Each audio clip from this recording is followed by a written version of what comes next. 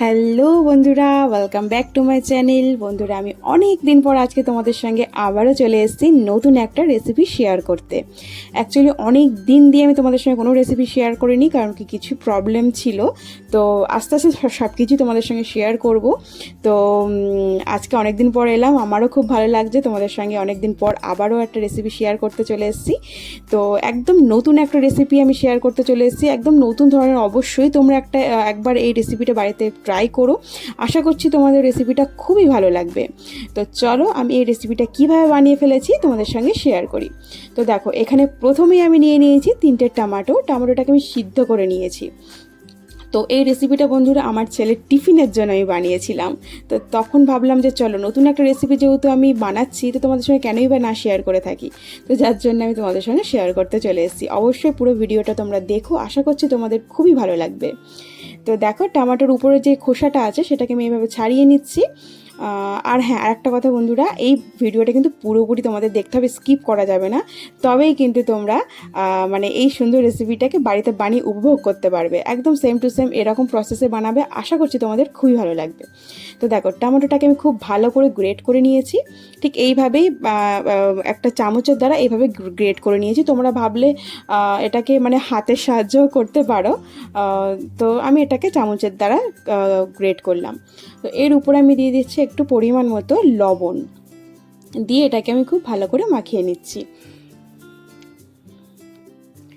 এরপর আমি এখানে অ্যাড করছি ময়দা।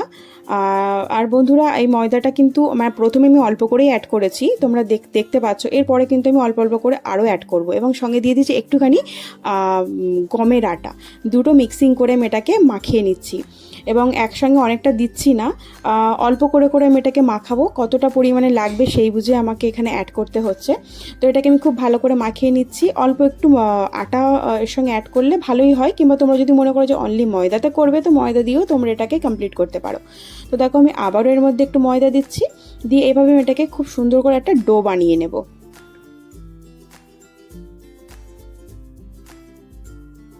তো দেখো, আমি খুব ভালো করে এটাকে মাখিয়ে নিয়েছি, খুব ভালো করে ডোটাকে বানিয়ে নিয়েছি। এখন দেখতে পাচ্ছ এটা অনেকটা নরম নরম ভাব আছে, দেখতে পাচ্ছ।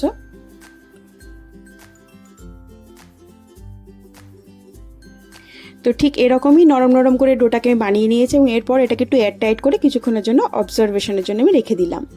তো এরপর আমি অন্যদিকে নিয়ে নিচ্ছি একটা পাত্র, তার মধ্যে নিয়ে নিচ্ছি কুচি কুচি করে রাখা পেঁয়াজটাকে খুব সুন্দর করে কুচি কুচি করে আমি কেটে নিয়েছি। এরপরে আমি দিয়ে দিচ্ছি ধনেপাতাটাকেও আমি খুব ভালো করে কুচি কুচি করে নিয়েছি। এরপরে দিয়ে দিচ্ছি আমি কাঁচা লঙ্কা, এটাকেও খুব ভালো করে আমি কুচিয়ে নিয়েছি।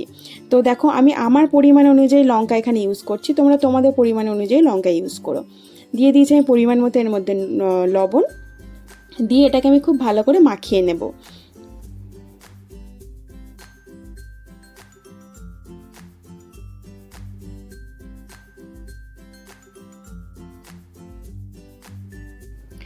এখানে আমি আরও একটু অ্যাড করবো, সেটা হলো কি গোলমরিচের গুঁড়ো। এটা প্রথমেই দিতে পারতাম, কিন্তু এটা ভুলে গেছিলাম, যার জন্য আমি এটাকে আবারও অ্যাড করে দিয়ে এটাকেও খুব ভালো করে আমি মাখিয়ে নিচ্ছি। চলো, খুব ভালো করে মাখিয়ে নিয়েছি। এরপর আমি এর মধ্যে অ্যাড করছি ডিমটা দিয়েই আমার এই রেসিপিটা হচ্ছে, টমেটো অ্যান্ড ডিম। সো ডিমটাকে দিয়ে আমি এটাকেও খুব ভালো করে পেঁয়াজ মাখার সঙ্গে মাখিয়ে নেব।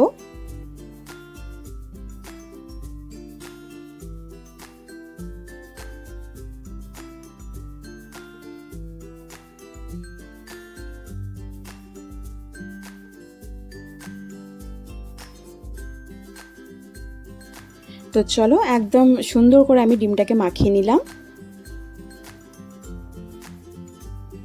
এরপর আমি মেখে রাখা আটাটাকে খুলছি। প্রায় 15 মিনিট মতো আমি এইভাবেই রেখে দিয়েছিলাম। তো দেখতে পাচ্ছ আরও বেশি সফট হয়ে গেছে।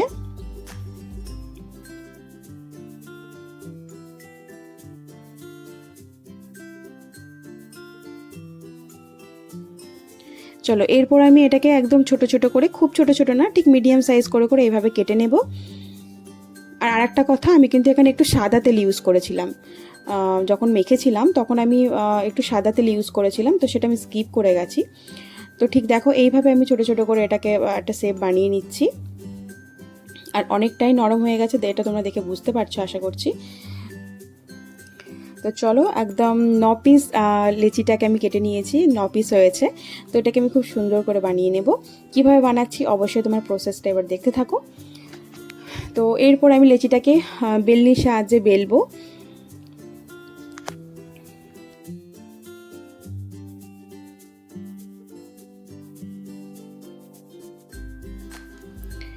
এর মধ্যে আমি অল্প করে একটু ময়দা অ্যাড করব, করে এটাকে খুব সুন্দর করে গোল গোল করে শেপ বানিয়ে নেব।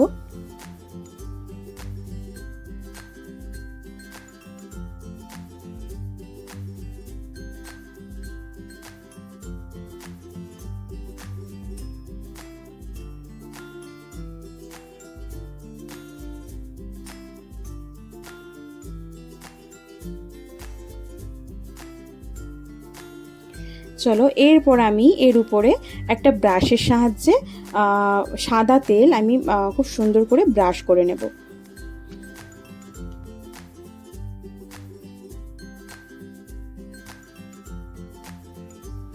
দেন এর উপরে আমি আবারও একটু ময়দা ছিটিয়ে দিচ্ছি, যাতে করে এটাকে খুব ভালো করে মোড়া যায়, যাতে খুব ভালো করে চিপকিয়ে যায়। তো যার জন্য একটু ময়দা অ্যাড করেছি। দেন এইভাবে ভাঁজ করে করে নিচ্ছি আমি এটাকে, দিয়ে দেন আবারও এর উপরে আমি একটু হালকা সাদা তেল ব্রাশ করে নেব, দিয়ে আবারও এর মধ্যে আমি ময়দা দিয়ে দেব। ঠিক এইভাবে এটাকে মুড়ে নিতে হবে, তাহলে এটা খুলবে না, প্রপারলি এটা মানে আটকিয়ে যাবে, চিপকিয়ে যাবে। তো এইভাবেই ব্রাশটা করে নিতে হবে এবং এর উপরে অল্প করে করে এইভাবে ময়দাটা দিয়ে দিতে হবে।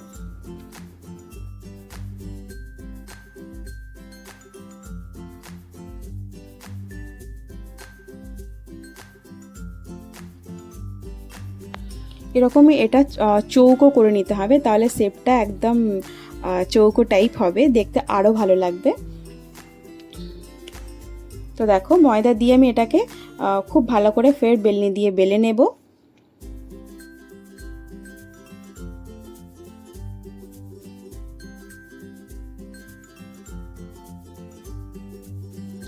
চলো, একদম বেলনি দিয়ে সুন্দর করে বেলে নিয়েছি। এরপর আমি এটাকে ফ্রাই করব। তো তার জন্য আমি এখানে নিয়ে নিয়েছি একটা কড়াই, তার মধ্যে দিয়ে দিচ্ছি আমি সাদা তেল।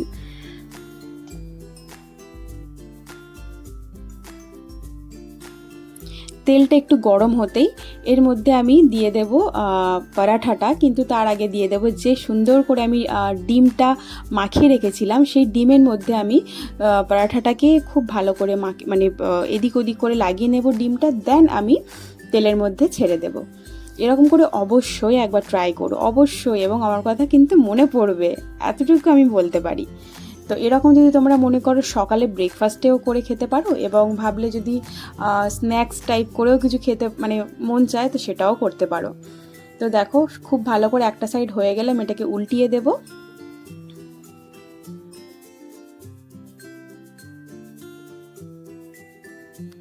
দেখো, পরাঠাটা কত সুন্দর ফুলে গেছে, তোমরা আশা করি দেখে বুঝতে পারছো।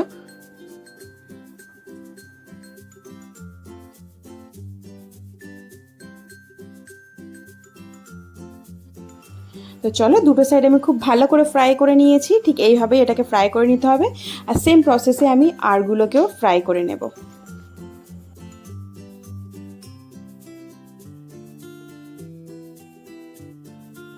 উপর থেকে ডিমগুলো একটু দিয়ে দেবে, তাহলে ভালো লাগবে।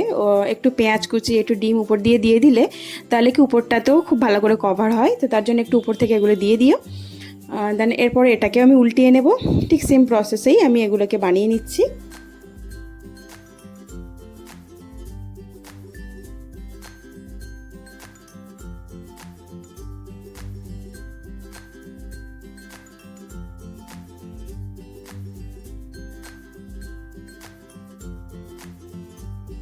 কত সুন্দর ফুলো ফুলো ব্যাপারটা চলে এসছে, আশা করছি তোমরা দেখে বুঝতে পেরেছো। পুরোটাই ফুলে গেছে, একদম ভিতরটা একদম পুরো ফাঁপা, মানে পুরোটাই ফুলে একদম পুরো ফুলকো লুচি টাইপ হয়ে গেছে।